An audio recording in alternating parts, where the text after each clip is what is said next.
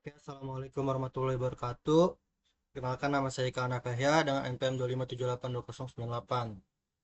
Oke, di video kali ini saya akan menjelaskan yaitu mendemonstrasi dan juga validasi teknis mahasiswa menjalankan live demo dengan seluruh kemampuan yang dimiliki oleh aplikasi ini bangun. Dan juga saya akan menjelaskan bagaimana konsep apa namanya konsep-konsep pemrograman yang telah dipelajari termasuk GitHub, best practice, dan juga Python Essential 2. Nah, jadi di sini saya akan pertama kita mulai dari GitHub ya. Nah, di sini itu repository ada repository GitHub. Jadi kita sebelum masuk ke demo aplikasinya, saya mau tunjukin dulu penerapan GitHub. Nah, jadi di sini di GitHub ini ada halaman commit nih. Halaman commit. Nah, ini tuh apa namanya? eh Setiap sesi lab saya selalu melakukan commit. Jadi di sini hasil commitan saya dari lab 3 sampai dengan lab 8. Nah, jadi kita di sini tuh di GitHub itu kita bisa melihat hasil perubahan apa saja yang dilakukan dari lab sebelumnya ya. Dari apa? Pekerjaan sebelumnya apa aja yang kita ubah. Oke. Nah, dan juga di GitHub saya melakukan push tag. Nah, di sini saya membuat tag. Jadi masing-masing lab masing-masing lab saya membuat tagnya dari lab 03 sampai lab 08. Nah,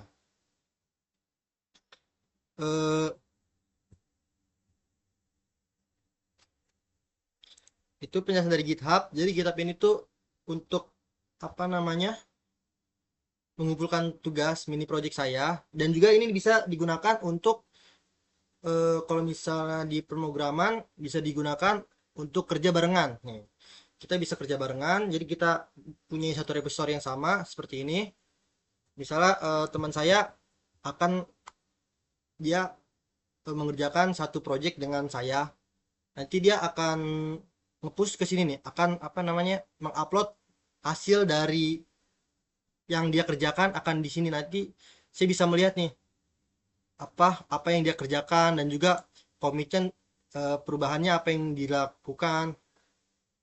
Nah, oke, itu penjelasan dari GitHub. Selanjutnya yaitu best practice dan juga PEP 8 nih. Ini di modul nih. Oke.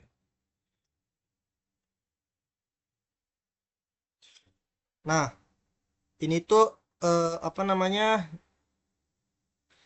PEPS itu PEP Practice Enhancement Purpose. Nah, itu merupakan kumpulan pedoman best practice, deskripsi fitur dan implementasi baru. Nah, jadi dalam itu dalamnya ada proses mekanisme informasi informasi tambahan lainnya dalam pemrograman Python. Nah, eh, oke, saya akan memberi contoh bagaimana best practice ini di program saya. Kita langsung aja buka di main. Nah, di main ini itu apa namanya? Semua class kayak class ini nih. Ini kan fungsi, terus di device juga ada class. Ini terdapat docstring. Nah, yaitu docstring itu dokumentasi singkat yang menjelaskan apa yang dilakukan fungsi, apa yang dilakukan fungsi ini, apa yang dilakukan fungsi tersebut ya.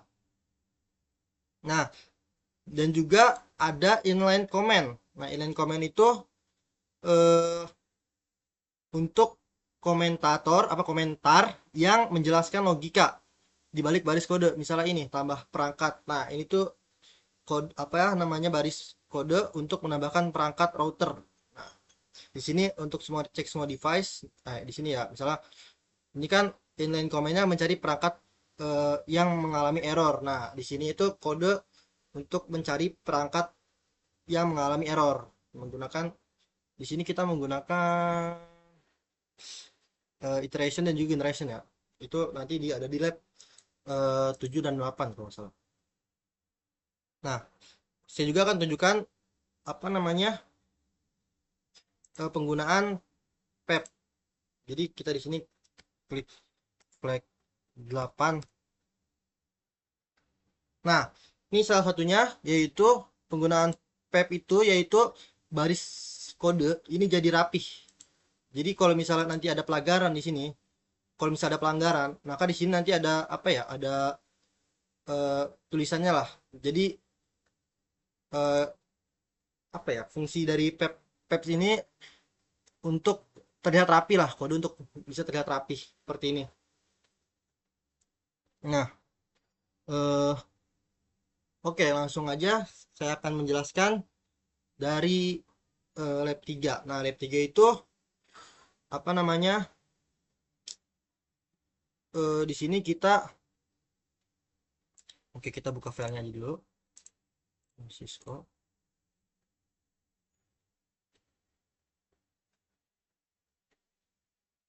Cisco modul ke lab 1. Oke. Lab 3 ini kita dikenalkan dengan apa namanya? Modul modul, package dan juga pip. Nah, oke, di sini saya akan menjelaskan bagaimana caranya di sini kita di lab 3 itu dibuat disuruh membuat apa namanya? Modul dan juga package. Nah, modul dan package-nya itu misalnya seperti ini nih. Nah, ini adalah sebuah package yang di dalamnya ada modul, modul main. Nah, di dalamnya juga ada modul checker, device. Checker nih di lab 3 itu apa namanya? Belum menggunakan ini, dua ini, baru menggunakan checker. Nanti seperti ini nih. Lab 3. Nah, seperti ini. Ini masih package di lab 3, isinya yaitu checker dan juga nah ini kosong. Nah, ini fungsinya sangat penting. File inilah yang memberitahu Python bahwa folder NetOPS tadi itu ini adalah sebuah package yang valid sehingga bisa diimport dari file lain. Jadi di lab 8 di lab 3 ini kita di sini mengimport nih. Uh, kan ini tuh untuk apa ya? Untuk memberitahu Python bahwa ini adalah package yang valid. Nah, oke. Kita di lab 3 itu sudah melakukan import yaitu nih form NetOPS checker, import check router dan check switch. Nah, itu ada di checkernya yaitu fungsi dari check router dan juga check switch status itu diimport ke file main ini. Itu di lab 3. Nah, itu adalah penggunaan modul package ya. Nah, kita silang-silang dulu. Oke. Nah, di lab 3 juga di file checker ini berisi dua fungsi sederhana. Nah, kita menggunakan random choice itu untuk apa namanya? Mensimulasikan status perangkat jaringannya. Nah, ini tuh awal-awal kita membuat apa ya? eh, Pengecekannya itu dilihat di random choice. Random choice itu antara up dan juga down. Jadi eh, status apa? Melakukan pengecekan status pada perangkat switch nih, secara acak perangkat router atau switch itu berupa antara up dan juga down. Oke. Eh, Selanjutnya, sebentar, kita kembali ke modul package.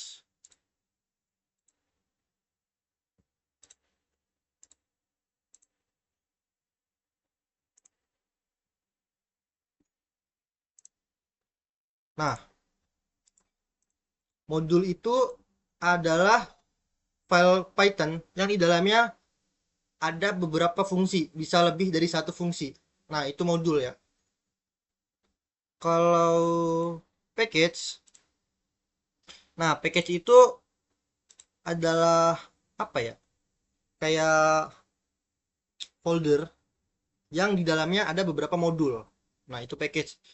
Nah, kita juga bisa mengimport satu package itu, kita bisa mengimport dari mengimport fungsi dari modul lain. Nah, itu package ya. Oke.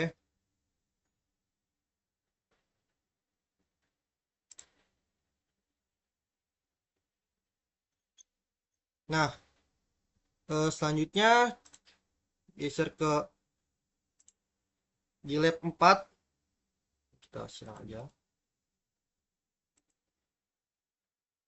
Kita silang, kita ambil dari sini biar gampang menjelasinnya ya, biar berurutan. Nah, oke. Berarti kali ini kita open folder ke sini. Oke, kita geser ke lab 4. Nah, oke. Di lab 4 ini eh saya kan materinya yaitu kalau nggak salah tentang string, metode string. Oke. Nah, metode apa sih? Modul 2 string, method string dan daftar pengecualian. Oke, langsung dikode aja. Jadi di lab 4 ini setiap kita menginput itu eh, dibersihkan menggunakan strip dan juga upper. Nah, strip itu supaya setiap kita menginput itu biar tidak ada spasi yang nyangkut. Nah, dan upper itu supaya formatnya konsisten. Kalau nggak salah upper itu supaya biar apa namanya kapital semua hurufnya. Coba kita jalankan. Eh, Tambahkan jaringan. Satu, masukkan hostname-nya Jakarta. Oh, nah, nih. Jadi menjadi upper. Jadi ini menghapus spasi dan juga membuat huruf jadi kapital semua. Oke. Itu strip dan juga upper penggunaan eh, ininya ya. Nah, selanjutnya di lab 4 ini saya membuat kedua list sebagai bentuk penyimpanan. Nah, listnya itu register device dan juga task history.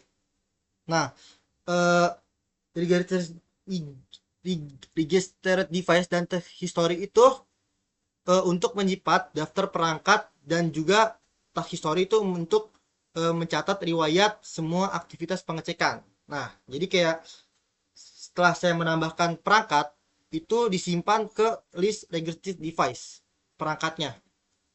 Selanjutnya, ketika saya melakukan pengecekan router dan switch, maka eh, hasilnya itu akan disimpan ke task history. Nah, ini akan disimpan task history, nanti akan ditampilkan di part ini, dipanggil, ditampilkan. Oke. Eh, oh ya, ada juga di net OPS ini kita masih menggunakan checker. Ada juga fungsi exception handling. Jadi ini tuh pengecekan dibuat ini hanya 20%. Pengecekan dibuat punya 20% peluang gagal dengan melempar connection error nih. Kalau misalnya melempar connection error di modul ini, modul checker ini. Oh ya, di modul utama juga dibungkus menggunakan try except. Try except. Nah, dibungkus setelah melakukan apa namanya ya? Eh, Pengecekan hanya 20%, itu kalau misal peluang gagal dengan melempar connection error dilempar.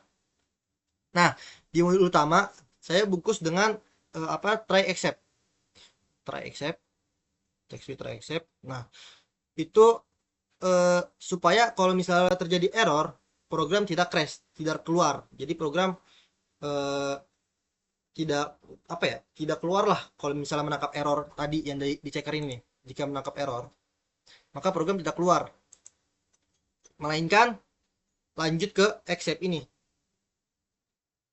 apa menangkap errornya dan mencatatnya ke riwayat. Oh ya, setelah apa namanya, misalnya error itu tidak program tidak crash keluar, melainkan eh, dilempar ke except ini connection error dan disimpan ke history, task history. Nah, bentar. Hmm. Itu dari modul Python Essential 2 itu apa ya? Tadi itu merupakan konsep yang saya jelaskan tadi, bagaimana cara strip upper. Strip upper kan strip itu untuk menghapus spasi di akhir apa ya? Di akhir kita menginput, dan juga upper itu untuk mengubahnya menjadi kapital semua. Biar tidak terjadi typo lah kalau misalnya kita ingin masukkan lagi gitu. Dan juga ada list register device. Nah, ini tuh untuk menyimpan hasil dari menambahkan perangkat. Nah, setelah menambahkan perangkat, di sini dipanggil lagi nih listnya. Iya. Nah, ini tuh dicek hasilnya. Dicek. Nah, kalau misalnya dicek hasilnya, hasil apa isi dari register device itu. Dicek, nanti setelah pengecekan, hasilnya akan disimpan ke task history. Akan apa namanya? Disimpan lah oleh task history. Nah, selanjutnya kita lanjut ke lab 5. Lab 5 itu udah, oh ya, di lab 5, di lab ini kita melakukan apa namanya? Perubahan lah besar. Jadi mengubah kode gaya yang apa? Kode dari gaya yang tadi itu ke ini udah masuk ke OOP, Object Oriented Programming. Nah, apa itu sih OOP? OOP itu Object Oriented Programming yang dimana nih pada OOP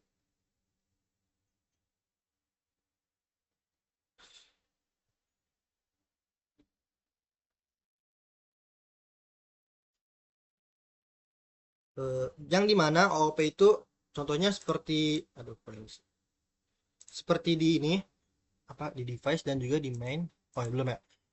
Saya membuat ini ya apa namanya class class network device eh, dengan konstruktor init yang menyimpan hostname, IP address dan status sebagai atribut objeknya. Nah ini. Nah, kalau logika kan dicek logika apa pengecekannya yang lab 3 lab 3 dan 4 itu yang sebelumnya ada di checker saya pindahkan ke apa namanya? Metode cek. Nah, bentar. Kita pindahkan ke ini. Cek router apa kita pindahkan ke modul device. Nah, di modul device itu saya tambahkan class. Dan juga di sini ada konstruktornya yaitu init. Atributnya dari konstruktor ini yaitu hostname dan juga IP address. Nah, ini tuh ada metodenya, yaitu ada metode cek router status dan juga cek switch status. Nah, jadi kalau di dalam class ini data perangkat dan perilakunya sekarang dibungkus jadi satu kesatuan objek. Nah, di main P ini, jadi ketika user menambahkan perangkat, menambah program sekarang nih menambahkan perangkat, misalnya menambahkan perangkat,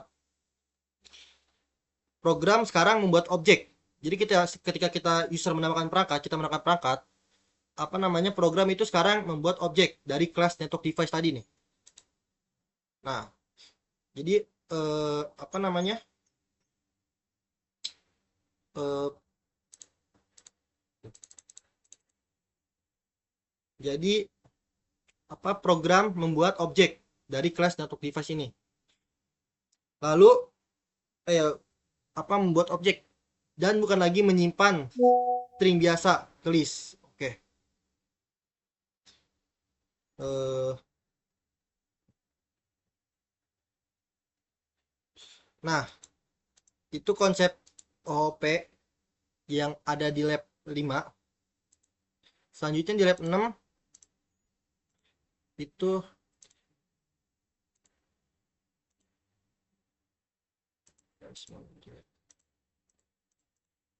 kita manager. Oke. Nah, di lab 6 ini eh, saya menerapkan interhands atau pewarisan. Jadi network device ini menjadi parent class yang memegang atribut atribut ini hostname IP address itu eh, saya turunkan ke dua child class ini, router device dan juga class switch device. Nah, keduanya itu menggunakan super init ini, super init itu untuk mewarisi konstruktor dari parent class. Parent classnya kan ini nih. Nah, itu sesuai prinsip OOP ya.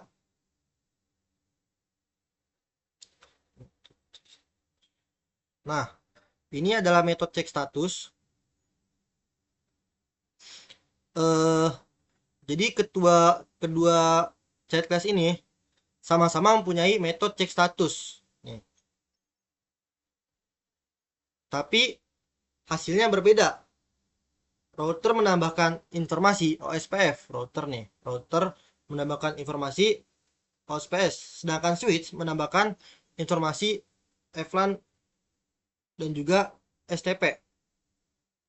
Nah, di manager, oke, yang awalnya program utama itu dijalankan di main. Jadi di main kan tadi sebelumnya ada ini ya, apa namanya? Banyak kode lah, banyak program. Itu saya pindahkan ke ini manager, ke apa namanya? Modul manager. Saya pindahkan ke dalam modul manager. Oke. Nah, di dalam modul manager itu ada class network manager. Nah, class ini tuh yang sekarang memegang semua data register device serta metode dan task history. Dan juga eh, apa ya? Class ini tuh class network device itu memegang semua data register device dan task history. Register device yang tadi ya, nih register device itu ada di main kalau nggak salah. Register device.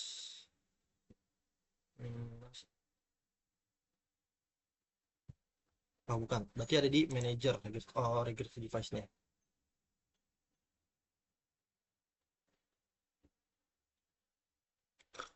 Nah, serta class network manager itu apa namanya memegang metode untuk mengolah apa namanya memegang lah mengecek semua device nih, metode device menambahkan device ke dalam daftar register device. Oke nih, jadi kita apa di metode ini kita menambahkan device lalu menyimpannya ke list ini, list register device ini. eh dan juga sama nih ketika kita mengecek all device maka register device tadi itu diambil lah nih, diambil dari apa namanya apa list register device itu dipanggil ya, yang sudah berisikan apa namanya perangkat switch dan juga router. Lalu di check all device itu dicek sama di apa namanya dicek secara random 20% kemungkinan gagal. Nah, maka nanti akan dicek device itu sama nanti akan disimpan, hasilnya akan disimpan ke task history. Nih. Nah, nanti akan ada lagi namanya method show history. Nanti itu akan menampilkan riwayat hasil pengecekan device. Nah, nanti dalam bentuk tabel. Oke, di sini saya menggunakan apa ya? Library bawaan dari Python yaitu eh, tabulet. Nah, tabulet. Jadi tabulet itu eh, nanti outputnya berisi ini apa namanya tabel-tabel. Oke. Hmm, nah, jadi kan saya memindahkan apa namanya kode perintah apa ya? Bukan kode perintah sih. Apa nih? Saya memindahkan apa ya? Saya membuat modul baru untuk menjalankan lah, menjalankan kelas network manager. Nah, itu kelas. Jadi kayak isi dari modul manager itu yaitu eh, isinya dalamnya ada class untuk mengolah perangkat jaringan. Nah, atributnya itu ada register device yang berupa list dan juga ada task history. Dan metodenya itu ada add device, check all device. Ini metodenya ada add device dan check all device. Dan juga ada show history. Nah, jadi di file ini itu bersih. Hanya menambahkan perangkat dan juga menambahkan IP. Itu saja. Jadi apa modul main ini sangat bersih. Nah, karena hanya berisi logika menu CLI. Nah, hanya berisi logikanya aja nih menu CLI ini. Nah, oke. Itu penjelasan dari OOP yang lanjutan dari sebelumnya. Oke, di lab 7. Nah,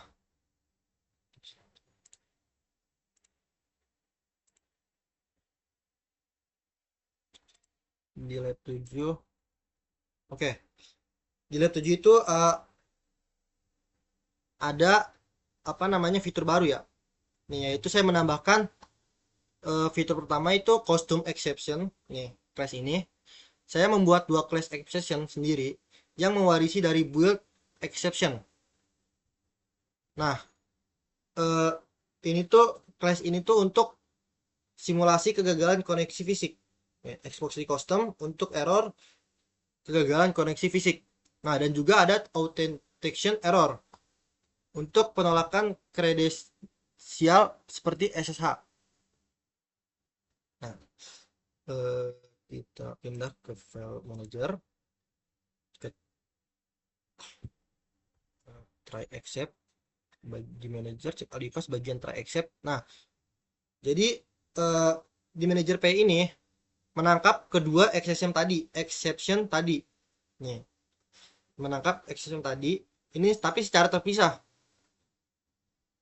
Jadi program bisa memberikan respon. Jadi saya apa ya, di manajer apa ya, di manajer P ini menangkap kedua exception tadi tapi secara terpisah. Exception yang ini menangkap di sini, tetapi apa namanya, eh, secara terpisah. Nah, sehingga program itu bisa memberikan respon pemulihan yang berbeda. Nah, itu tergantung jenis errornya. Kalau timeout, kalau timeout, nah, kalau timeout itu di mana sih, di mana device kalau nggak salah, di mana ya, kalau device. Nah, kalau device timeout ini kan buat error sendiri. Nih, kalau misalnya ini buat sini. Kalau misalnya timeout itu time out nih, misalnya dicek nih kan kemungkinan apa namanya 20% kemungkinan gagal. Kalau misalnya time out itu mana sih, di manager itu program apa akan mengasih instruksi, instruksi di instruksi ini nih, apa program akan berinstruksi eh instruksi cek kabel fisik, cek koneksi kabel fisik atau porting status, atau eh kalau misalnya authentic error. Nah, itu kalau misalnya apa timeout ya, kalau authentic error itu dia kirim notifikasi. Nih, kalau misalnya authentic error dia mengirim notifikasi itu permintaan reset ke kredensial admin. Oke. Hmm, oke, di 8 kita langsung pindah ke ini project yang ini.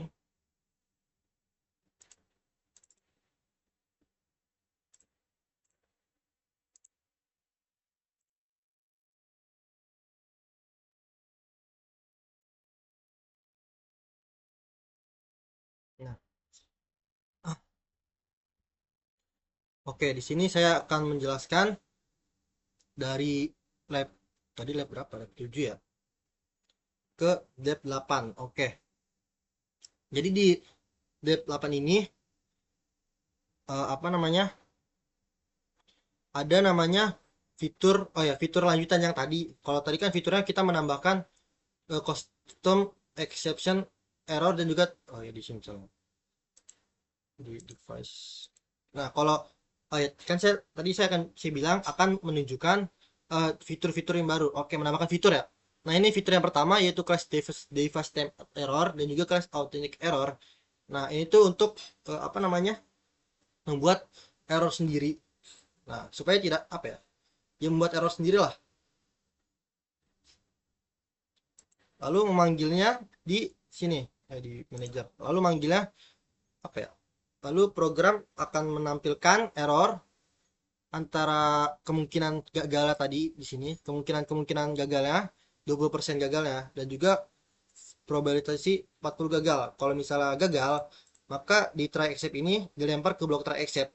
Jadi kalau misalnya error itu tidak keluar, melainkan akan melempar ke except except ini. Antara kalau misalnya timeout error, maka action cek koneksi kabel fisik porting dan status. Kalau authentication error, maka actionnya mengirim permintaan reset kredensial ke admin.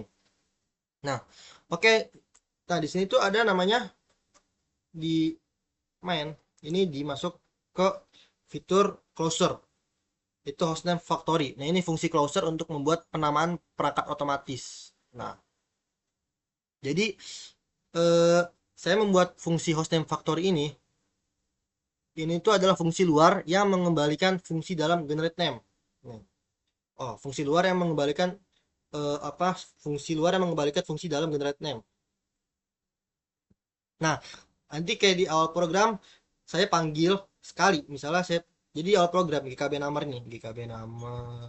Nah, GKB number itu dipanggil sekali. Jadi setelah itu setiap kali user menambahkan perangkat baru, nah itu cukup panggil hostname hostname GKB number nih. Nah, jadi closer ini prefix apa GKB tidak perlu ditanyakan lagi ke user karena sudah di capture oleh closer. Nah, jadi kegunaan closer itu untuk menyimpan stage dari outer function ini untuk dipakai berulang kali. Nah, itu closer ya. Jadi kita bisa menggunakan apa namanya? GKB number ini apa di fungsi, kan ini fungsi luar ya. Fungsi luar hostname victory, dan di dalamnya adalah fungsi ini tuh menggunakan fungsi ini. Fungsi generate name menggunakan fungsi history name victor apa factory untuk memanggil GKB ini, apa kode lokasi. Jadi di lab 8 ini ketika kita menambahkan router, kita tidak usah masukkan hostname-nya. Jadi hostname-nya sudah apa namanya? Sudah otomatis. Jadi ya hostname-nya yaitu GKB number. Jadi kita masukkan ID aja itu cukup. Jadi masukkan misalnya kita ntar kita jalankan programnya. Jadi kita ketika kita masukkan ID itu otomatis GKB itu akan muncul. Nah, selanjutnya ada generator di file manager. Di manager ini ada apa namanya metode generator define file device. Nah, ini tuh untuk menggunakan di sini juga apa metode generator itu menggunakan keyword IL. Nih. Jadi generator ini tuh berbeda dari fungsi biasa. Generator tidak mengembalikan semua data sekaligus. Dia mengingat posisi terakhirnya dan baru memberikan data berikutnya ketika diminta. Oke, jadi kayak di sini demand. Jadi generator ini itu ketika ada data nih, data dari hasil register device atau dari register device, dari tax history nih, data dari tax history itu dia apa tidak mengembalikan semua data sekaligus, tapi mengingat posisi terakhirnya. Jadi demand. Nah, ini dia. Jadi di modul utama ini saya menggunakan next. Next. Nah, next untuk mengambil satu persatu data error data errornya. Jadi program berhenti dengan menunggu user tekan enter dulu sebelum menampilkan error.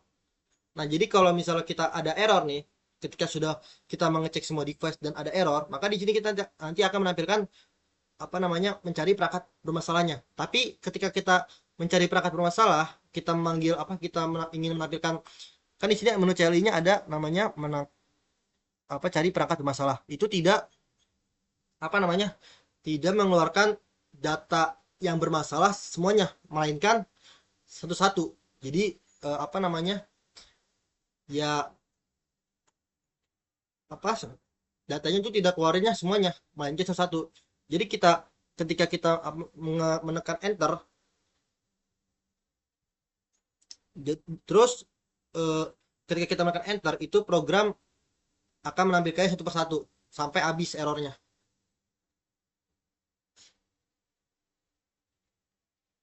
Nah, itu yang tadi itu hostname Victor itu closernya apa eh, generator itu dari Python Extension 2 Python apa tadi di div hostname factory generator tadi itu yang yield dan juga ini iterator itu adalah implementasi dari Python Essential 2. Oke. Eh nah, itu kan tadi apa ya dari penjelasan dari metode apa sih? Bentar. Nih, modul lain-lain. Nah, di sini tuh ada generator dan juga iterator dan juga ada closure di modul lain-lain ini ya. Kan kalau OP itu yang tadi ya, yang close, yang class, yang class class, iter hands, pokoknya OP itu eh, kayak class gitu ya. Yang tadi itu, nih, dalamnya itu di dalam OP itu ada class, ada si, misalnya kayak apa ya, bentar. Nah, kayak gini aja nih.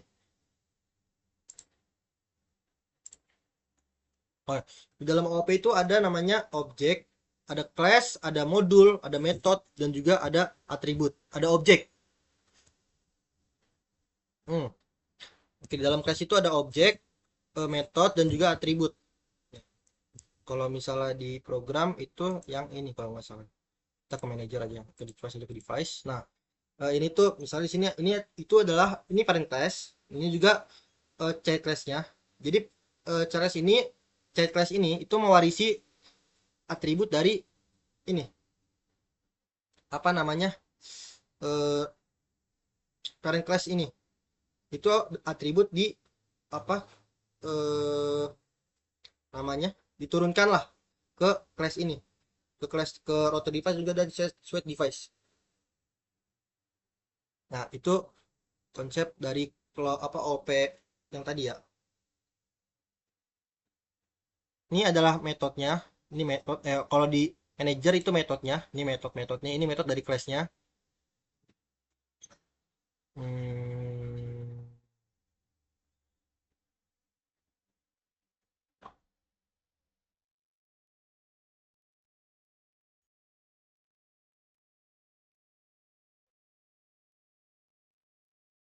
nah, oke. Di sini ada di lab 8 juga itu ada file i strip o dan juga lambda. Nah, oke. Jadi di manager. Nah, di with oke. Nah, jadi di bagian apa namanya? Metode check all device ini itu ada apa namanya?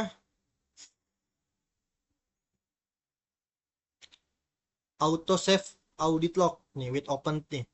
Jadi gunanya with open itu gunanya with open itu dengan menggunakan apa namanya? Open ini with open membuka apa ini membuka kalau nggak salah membuka file file network audit log ini itu apa oke. Jadi with open network audit log ini itu kita membuka file network audit log, lalu kita open itu menambahkan, tetapi yang lama-lama kan kita misalnya kita mengecek semua device, nah lalu kita menyimpannya ke task history, tetapi juga kita menyimpannya ke network audit log menggunakan open. Jadi kita menambahkan hasil dari cek semua device ke dalam ke dalam file network audit log.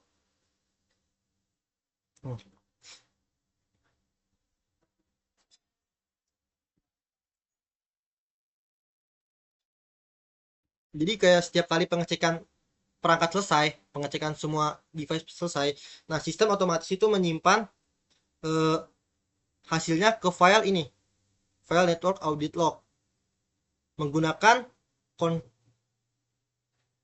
manager, yaitu with open dengan mode open. Jadi supaya kita menambahkan aja nih, supaya hasil-hasil yang lama itu tidak terhapus, tapi baris baru terus ditambahkan di bawahnya. Jadi misalnya kita sudah pernah menjalankan semua device nih, jadi otomatis menyimpannya ke ini net audit log, tapi tidak menghapusnya. Tapi kalau misalnya kita menjalankan cek semua device lagi, itu hanya menambahkan ke uh, baris paling bawah, tidak menghapusnya. Nah, selanjutnya ini ada metode generator incident report.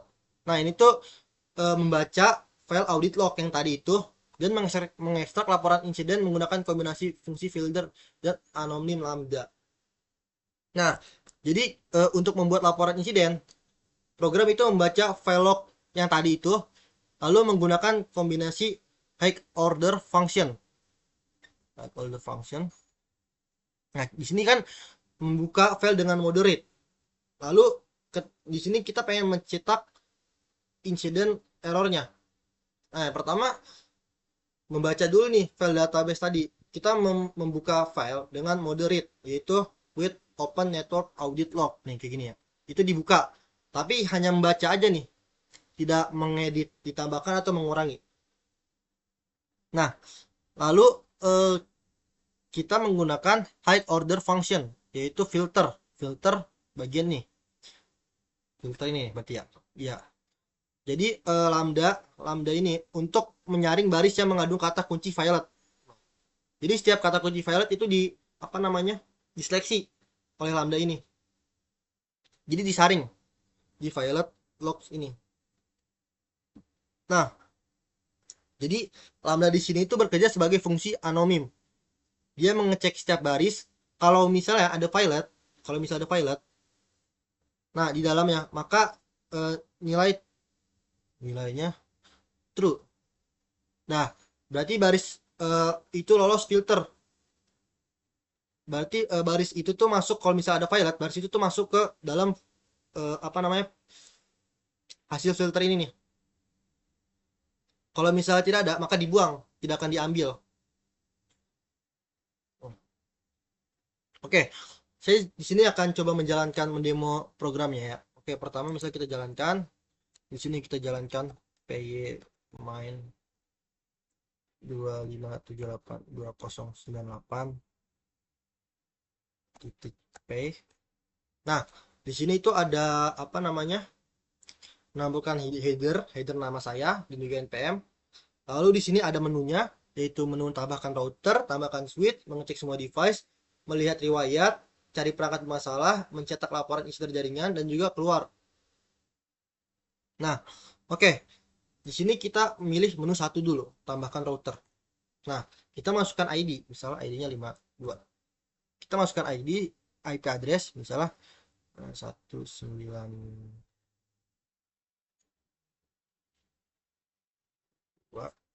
168 titik 79 titik 77. Oke. Nah, jadi karena tadi kita menggunakan fungsi closure tadi, maka otomatis setiap kali kita menambahkan perangkat itu ada GKB router ini, GKB nih. Jadi host name factory itu dipanggil. Nah, selanjutnya kita pilih menu 2. Kita tambahkan switch. Tambahkan switch, kita masukkan ID-nya. Kalau tadi itu 52, kalau sini 20 ya. 20, masukkan IP address 192.1.09 jangan 9 56.21. Oke. Jangan 1 07 aja. Nah, seperti ini ya. Kita menambahkan switch. Tadi kita menambahkan router, sekarang menambahkan switch. Oke. Jadi hostname-nya itu otomatis jadi GKB karena kita menggunakan closer tadi ya. Oke, selanjutnya kita mengecek semua device. Oke. Hasilnya yaitu menampilkan router, misalnya router menampilkan violet error. Nah, yang tadi bilang kalau misalnya violet maka akan menampilkan keterangan credential SSL ditolak. Berarti di sini kita cari.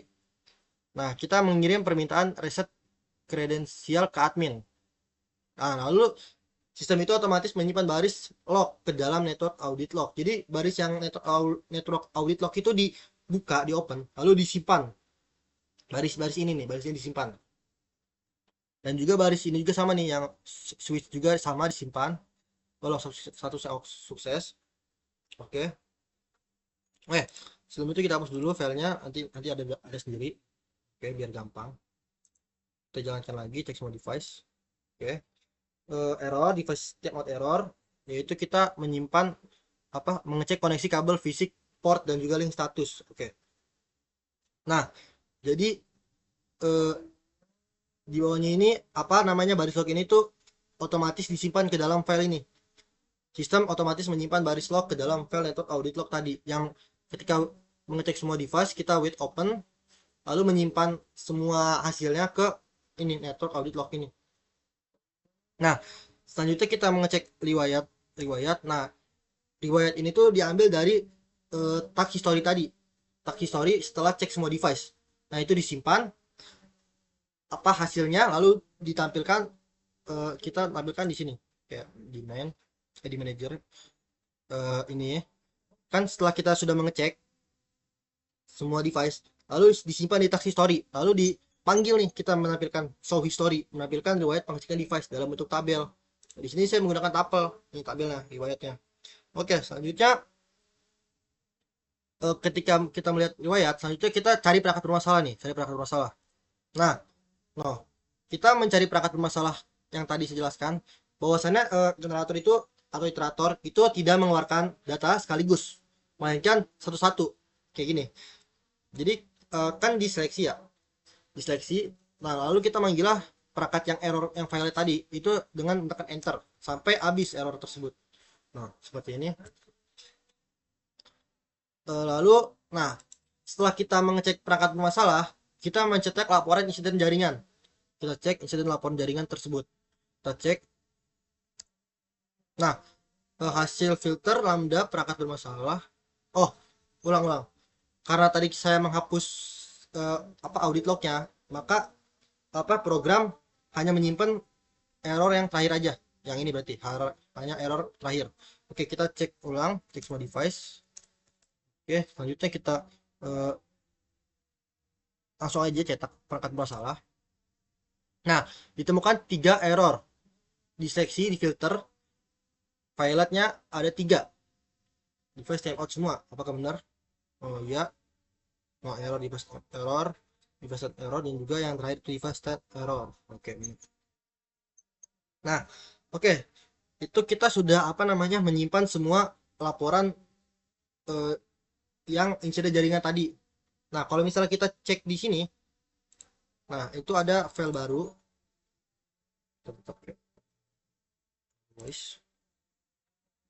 Nah, ini tuh program, jadi kan program baca file log tadi itu dan menyaringnya hanya baris. Kalau cetak laporan ini itu semuanya, tapi ketika di sini itu yang dicetak hanya baris yang berisi kegagalan. kan apa kita menggunakan lambda filter ya, menerapkan lambda filter. Nah, oke. Selanjutnya ketika kita misalnya menginput angka lain itu tidak akan terjadi kegagalan. Nah, tidak valid. Jadi kita harus apa namanya, mencet tombol apa, memilih nomor 7 untuk keluar. Nah, oke. Hmm, skip, skip. Nah, oke. Eh kalau kan di sini salah.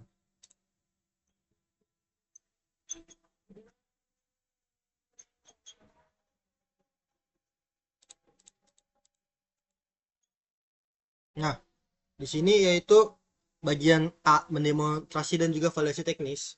Selanjutnya di ini bagian B, refleksi dan tantangan. Jadi pada bagian ini saya akan menjelaskan sebuah materi yang membuat cara pandangan paling berkesan dan penangguman dan jelas kegunaannya dalam tugas ini. Oke. Yang pertama yaitu materi yang paling berkesan, yaitu tentunya OOP. Jadi Object Oriented Programming. Nah, itu khususnya konsep interhands pada di lab 6 yang apa namanya, menurunkan apa ya, mewarisi atribut dari parent class ke child class. Nah, jadi kalau sebelumnya itu saya menulis kode secara prosedural, satu fungsi untuk satu tugas, kayak satu fungsi untuk satu tugas, kayak satu fungsi satu tugas. Tapi kalau misalnya kita menggunakan OOP, jadi kode itu bisa didesain seperti membangun sebuah sistem. Jadi apa ya, jadi kayak di sini di device. Nah, jadi kan di sini kalau misalnya kita pengen buat apa namanya, nulis kode, biasanya yang sebelumnya sebelum ada OP itu secara prosedural. Nah, ketika saya belajar OP itu apa namanya, belajarnya bukan belajar sih, itu saya tahu, saya bisa tahu bahwasanya eh, apa hasil apa atribut atau ini atribut dari ini tuh itu bisa dipanggil lagi, diwarisi, bisa diwarisi. Nah, eh jadi waktu saya membuat router dan juga switch device sebagai chat class, jadi metode cek status itu dipanggil dengan cara yang sama di keduanya. Oh, jadi apa ya, cara manggil hampir sama tetapi hasilnya berbeda sesuai jenis perangkatnya. Nah, itu adalah play plymorphism. Nah, itu plymorphism itu, jadi kita hampir memanggil metode yang sama tetapi cara apa, kita manggil metode yang sama, kita apa sih, oh iya, metode cek status ini dipanggil dengan cara yang sama tetapi hasilnya berbeda sesuai jenis perangkatnya karena kita menggunakan itu plymorphism. eh Oke, kalau tadi itu materi yang paling berkesan, kayak apa, menurut OP, Object Oriented Programming, dari class, ada parent class juga dan child classnya, kayak mewarisi atribut. Child class itu bisa mewarisi atribut dari parent class. Nah, selanjutnya itu materi tentang closure. Jadi waktu pertama di closure ini, di main itu eh apa ya, agak bingung gitu lah. Jadi ini kan fungsi yang mengembalikan fungsi lain, fungsi yang membuatkan fungsi lain, fungsi yang mengembalikan fungsi lain. Nah, jadi yang bikin saya bingung itu adalah konsep inner function. Eh, jadi bisa mengingat variabel dari outer function, meskipun outer function sudah selesai dieksekusi. Nah, eh, jadi cara saya melakukan ini apa nama materi hostname factory ini, apa closure ini, materi closure apa ya? Iya, materi tentang closure itu eh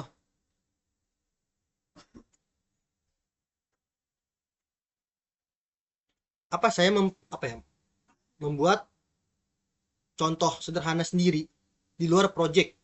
Nah, fungsi perhitungan sederhana. Jadi kayak membuat apa, saya membuat contoh sederhana sendiri di luar project. Itu fungsi penghitung sederhana pakai closer supaya saya benar-benar bisa memahami alurnya. Oke, setelah itu saya mengimplementasikannya ke Hosting Factory ini.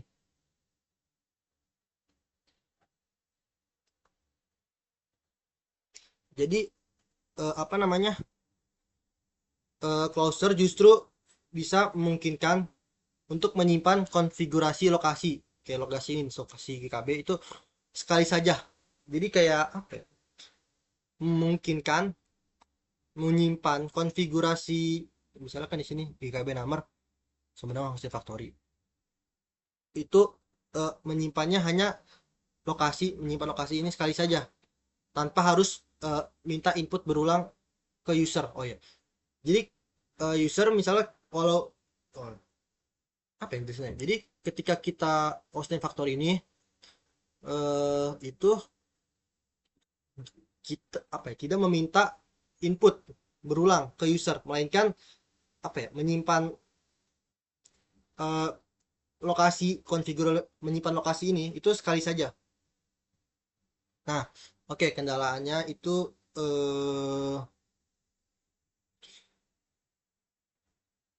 oke, kalau tadi itu materi yang paling menantang, sebenarnya menantang itu di closer dan juga di bagian mana ya, bentar, di bagian closer dan juga Git open lumayan mudah.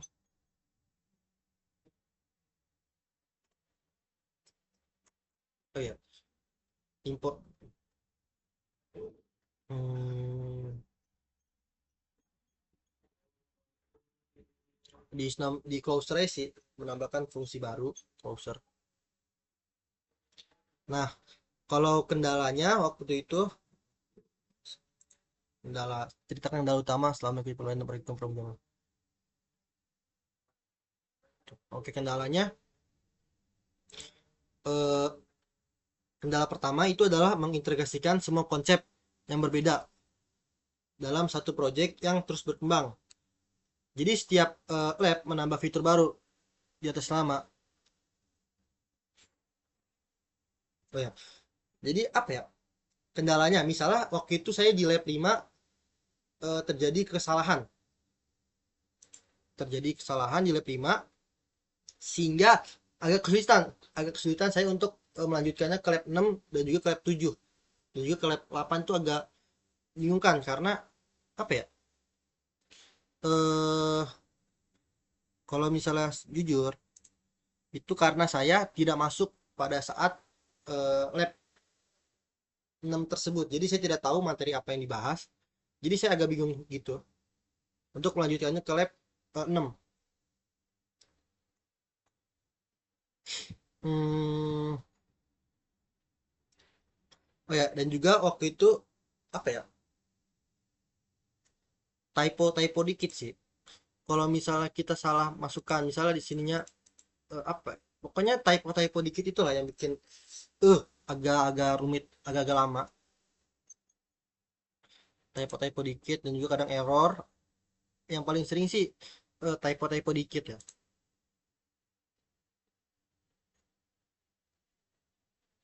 Hmm,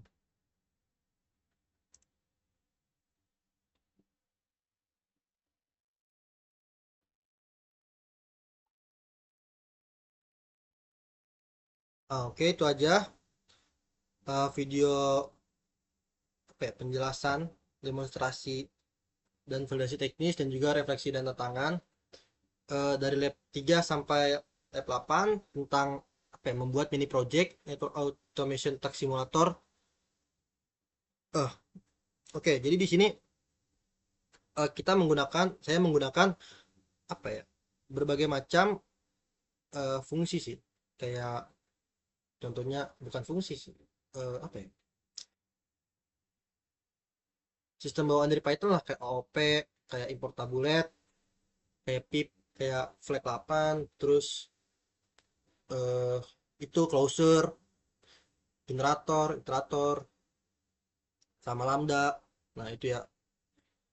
Oke, mohon maaf bila banyak kesalahan. Wassalamualaikum warahmatullahi wabarakatuh.